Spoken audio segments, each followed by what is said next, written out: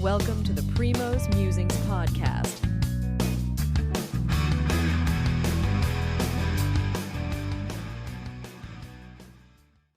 All right. Good evening, Dan. How are you doing? Good evening. I'm All fine. right. Yeah, we're down to the final four for the college football. Started off as 12. We're down to the final four: Indiana, Oregon, Ole Miss, and Miami. We're going to have Ole Miss and Miami take on, and then we're going to have Indiana and Oregon on Friday, and then Ole Miss and Miami on Thursday. Thursday.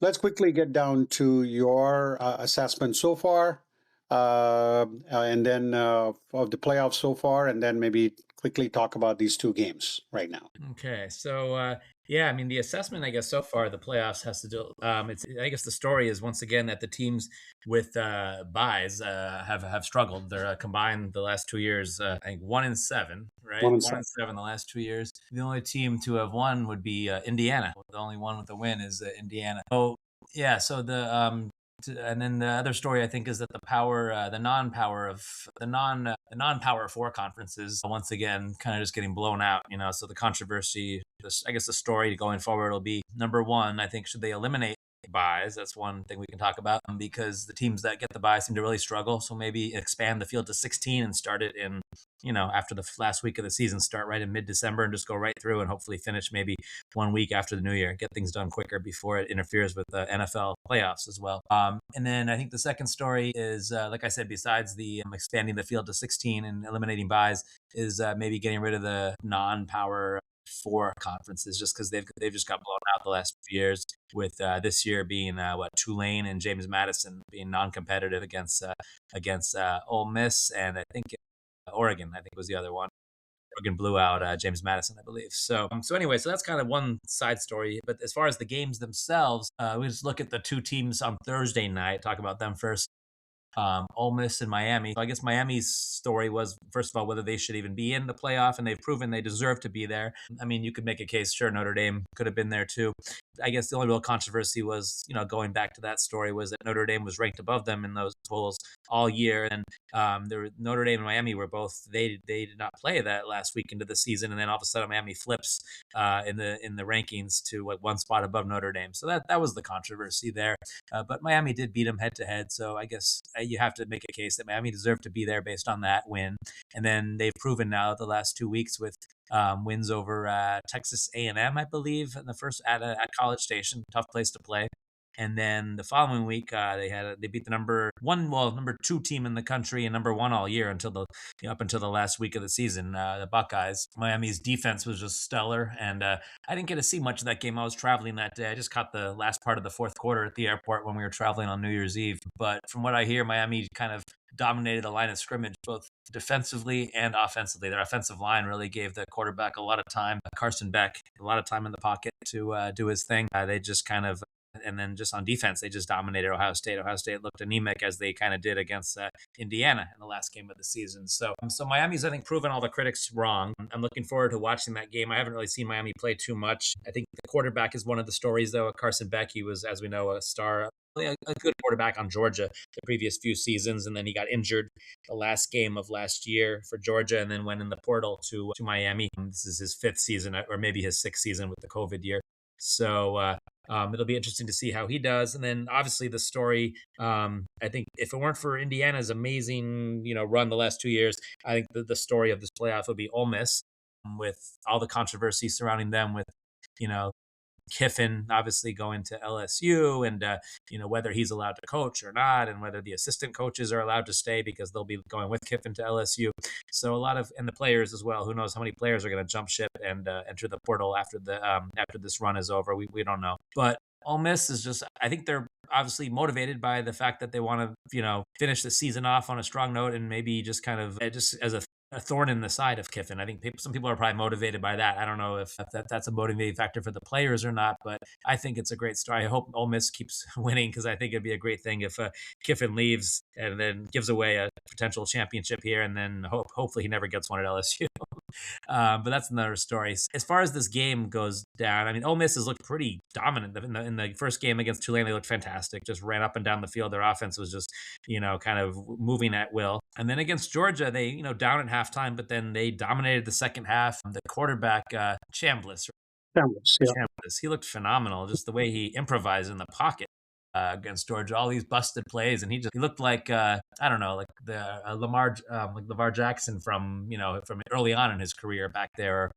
The way he was just moving around and evading the defense. So I think and then obviously quite a dramatic ending to that game. The way Georgia tied it up, Ole Miss marched right down the field and kicked the game winner towards the end of the fourth quarter. So as far as how I see this game going, I'm going to go with I think the story. I think this. I'm not going to call it a Cinderella season for Ole Miss, but I think the feel good story of Ole Miss with the new coach is going to continue. I think they're going to win by 10 points at least over Miami. That's my prediction. I just don't see Miami's offense be able to put up enough points against the Ole Miss athletic defense.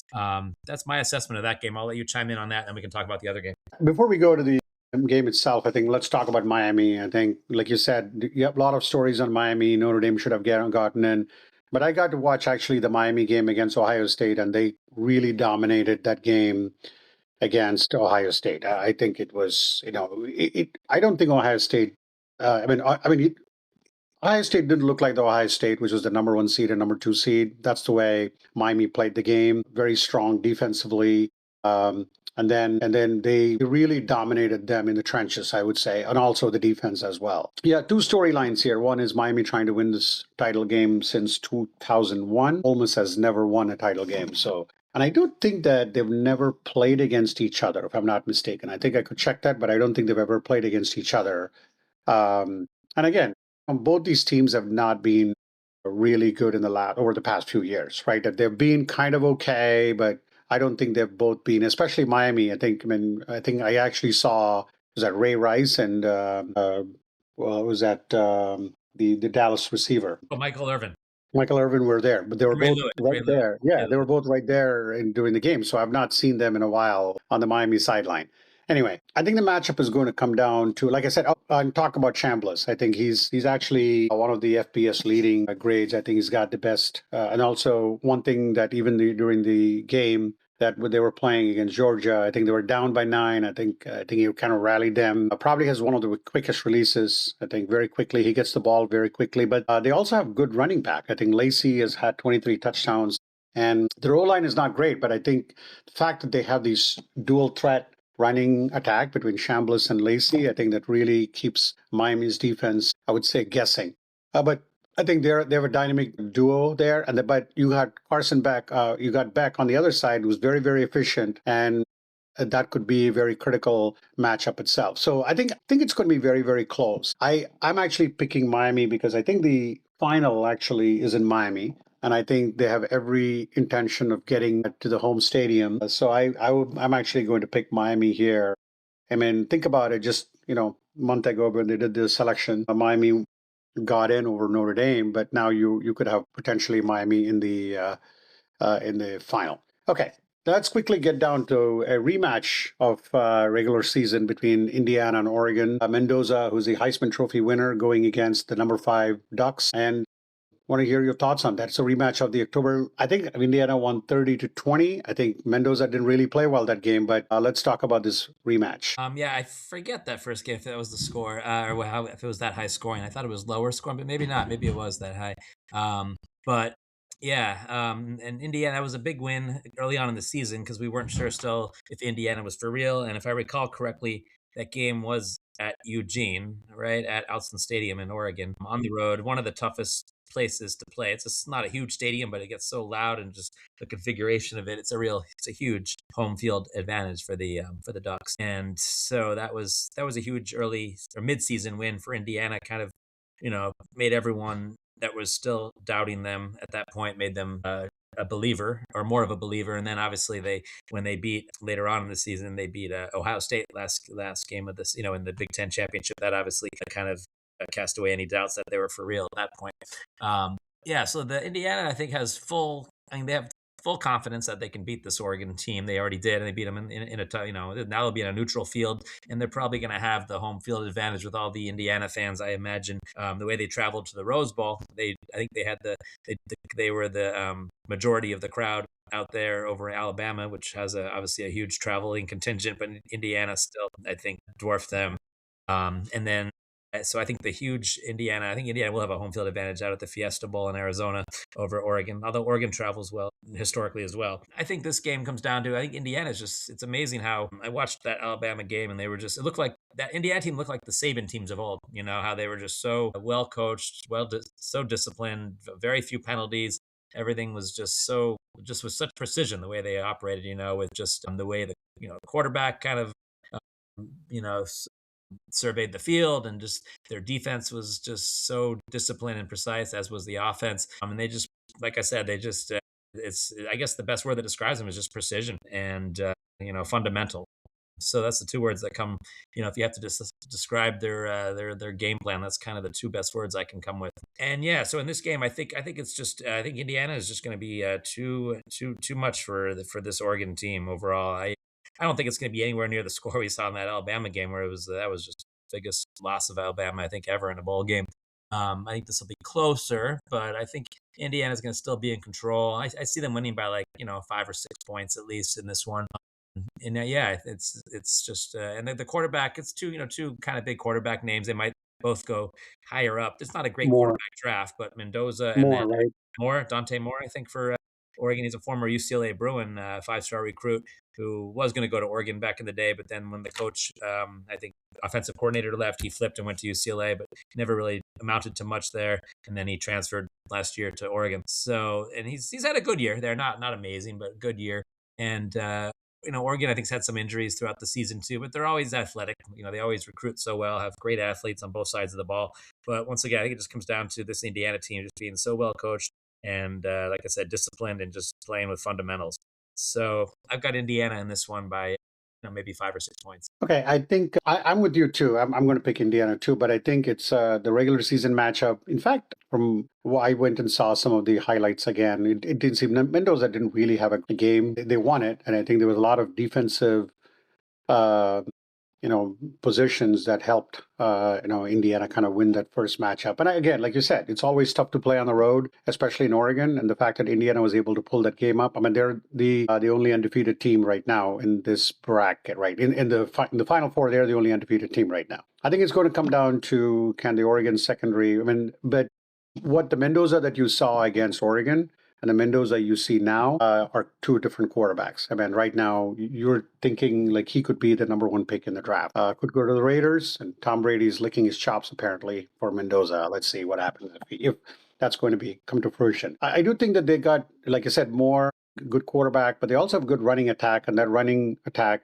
was kind of like stifled in the first matchup. They've been pretty good in the rest of the year, but I think against Indiana, that first game, they didn't really have a great, I think they had like 100 yards or so between themselves. But maybe if they can control the line of scrimmage, if they can control the time of possession, maybe Oregon has but I think it's going to be a high scoring game. I feel that, again, Mendoza has this poise like, I've not seen. Actually, I got to see a lot more Indiana games lately, and then I got to watch the entire Alabama game, and they were just cooking. I mean, they were really sharp and very good. And I think Indiana's front seven is very, very. I mean, I think I saw something on Twitter. I think most of their players are fifth year, fourth year, fifth year players. So they are pretty much like players who typically play in the NFL. Very physical, and I think that's where it's going to define. I mean, and Moore has pretty good. Like, he's very deep ball expert. I mean, I got to watch the game, also the Oregon game. I think he was very good, and also in the previous games. But I think consensus to me tells me that it's going to be Indiana like 27-24, or maybe 27-21, whatever, with their defense. And I think they don't have many weaknesses at all. That's where I see it. Yeah. All right, so we both agree on Indiana, and then in the first game you have Miami and I have Ole Miss. So Ole Miss, yeah.